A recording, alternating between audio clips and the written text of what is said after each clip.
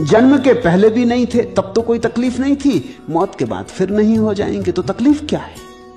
तुमसे मैं पूछता हूं, जन्म के पहले तुम नहीं थे, अगर नास्तिक सही है तो जन्म के पहले तुम नहीं थे, कौन सी तकलीफ थी नहीं होने में? कोई याद आती तकलीफ? जन्म के पहले की कोई तकलीफ याद है? जब थे ही नहीं तो तकलीफ कैसी? जब कोई था ही नहीं तो तकलीफ किसको? मरने के बाद फिर नहीं हो गए तब घबराना क्या है? फिर वैसे ही हो गए जैसे जन्म के पहले थे, ऐसे ही समझो। तो सुकरात ने कहा अगर नास्तिक सही है कि आत्मा समाप्त हो जाएगी मृत्यु में, कुछ भी ना बचेगा, तो भय क्या? जैसे जन्म के पहले नहीं थे वैसे फिर नहीं हो गए, बात खत्म हो गई, आई गई हो गई, एक लहर उठी खो गई। या हो सकता है आस्तिक सही हो। अगर आस्तिक सही है और आत्मा बचेगी तो फिर भय कैसा?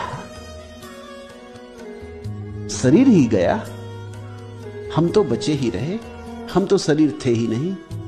तो सुकरात ने कहा दो ही संभावनाएं हैं, या तो आस्तिक सही हो या नास्तिक सही हो।